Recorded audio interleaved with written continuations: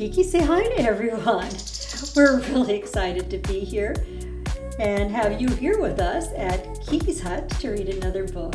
This is Kiki, the wild bird I rescued as a tiny baby, and I'm Kiki's mom, Neva, and I am the storyteller. Kiki and I read and write books of purpose, those with a message, every day. As a matter of fact, we do lots of things together every day, don't we, Kiki? You can find out all about Kiki and all of her friends at kikishut.com. Be sure to follow us on Instagram at kikis_hut and subscribe to us on YouTube below. Kiki, are you ready to read another one of your favorite books? Kiki, let's introduce today's book. It is The Yeti is Ready. It is created by Royce, Kunze, published by Kiki's friends at Puppy Dogs and Ice Cream. A link to this book is below, as well as at kikishut.com and at the publisher's website, Puppy Dogs and Ice Cream. Kiki's excited, so let's get started. Across glacial fields and through dangerous ice falls,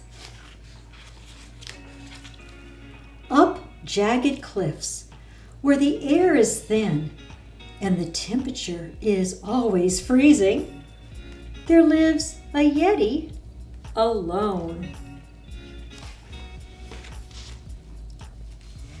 It's true, the Himalayas are remote and the journey is hard. So Yetis don't get many visitors or have anyone with whom to make friends. That's just the way it is up there. However, this Yeti is special. She has all the qualities to be a great friend. She is kind and patient, thoughtful and funny, and a really great storyteller. Just ask her to tell you the one about Melvin and the two yaks. But the way up to her hut is long and difficult, so she never gets to tell that story. Though she has dozens of fun games, she never has anyone to play with. And although she makes the best guacamole, she always has to eat the whole bowl herself. And though she's a pretty good sax player, it isn't much fun to play in a band of one. The Yeti is sure she'd be a great friend if only she had the chance. And she knows there's someone out there destined to be her friend. All they need to do is meet. But the villages down the mountain are much too warm for her thick fur. So she just has to wait until someone makes the long trek up to her hut. And when they do, she wants to be ready. Every morning she lights the stove because she knows that the best thing after a cold journey is a warm room. And she prepares hot cocoa because hot cocoa is the perfect treat after a long journey in the snow. She makes the guest bed and fluffs each pillow so that they are extra soft. And she gets out all her board games, even the ones she doesn't particularly like, because maybe her guest will like those best. And she organizes all her movies. She really likes classic sci-fi films, and makes a big bowl of buttery popcorn for her guests to enjoy. She sets up her speaker and plugs in a microphone for karaoke time. And of course, she gets her sax ready too. And she sets up the table, puts out chips, and makes her famous Yeti guacamole. And she cooks a big meal with both a meat and a vegetarian option, just in case her guest has different tastes.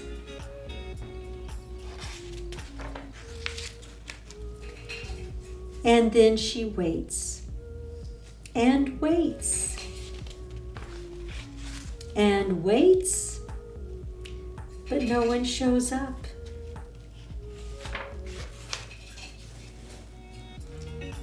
When it gets late and the Yeti gets sleepy, she lets out a long sigh. I guess today is not the day. So she eats the big meal alone, both the regular and the vegetarian dishes, and she packs up her saxophone and unplugs the microphone. She puts the movies away and dumps the bowl of buttery popcorn, and she packs up all the board games, and she strips the guest bed and folds the sheets, and she drinks the last bit of cocoa as she puts out the fire. Then she goes off to bed and hopes tomorrow might be different. And when she wakes up bright and early the next day, she gets to work as she always does. She builds a fire and prepares hot cocoa again. And she makes the guest bed and fluffs the pillows again. And she gets out all her board games again. And she organizes her movies and makes a big bowl of buttery popcorn again. And she gets out her sax and sets up the karaoke system again. And she sets out the table and puts out chips and guacamole again. And she cooks a big meal, 2 options, again.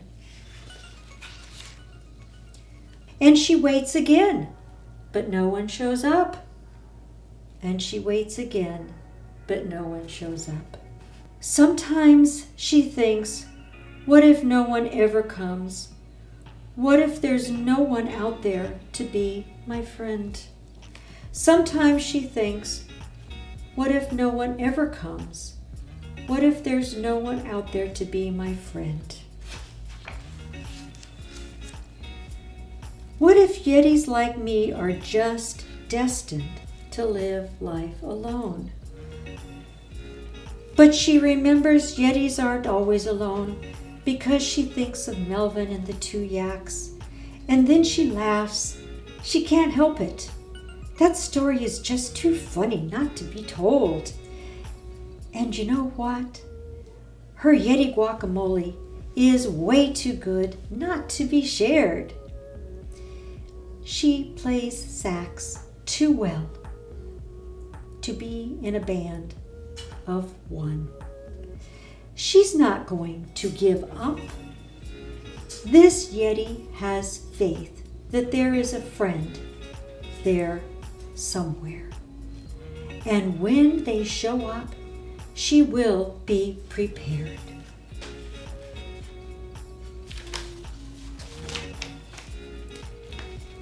So if you like guacamole and hot cocoa and board games and karaoke and movies with buttery popcorn and funny stories about hirsute bovine, and if you can travel to the Himalayas, if you're willing to hike beyond small mountain villages and through snow-filled valleys, if you're able to cross the glacial fields and dangerous ice falls, if you can climb steep, jagged cliffs where the air is thin and the temperature is always freezing, and if you want to be her friend, the Yeti is ready. That is such a beautiful book of persistence and not giving up. Thank you, Kiki. That's exactly what you are, just persistence and not giving up. Kiki is so happy you joined us. Aren't you, Kiki? Remember, a link to this book is below, as well as on kikishut.com. Be sure to follow us on Instagram at Kiki's_hut and subscribe to us on YouTube below. Kiki and I will see you again next time.